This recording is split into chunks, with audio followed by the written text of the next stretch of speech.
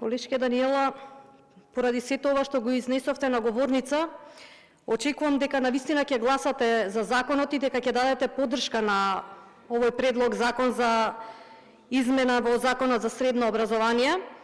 И морам да ви известам дека навистина овие измени не се политиканство.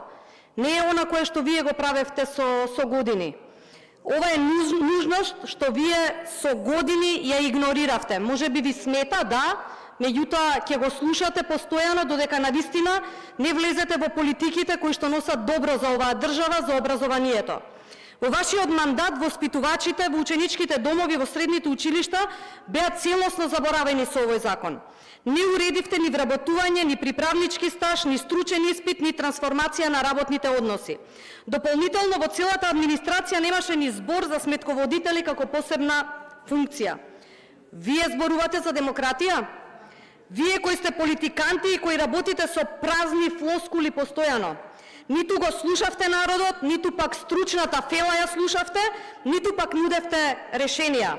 И сега, кога конечно се решаваат тие празнини, вие повторно и повторно прашувате зошто пак измени. Затоа што вие не работевте.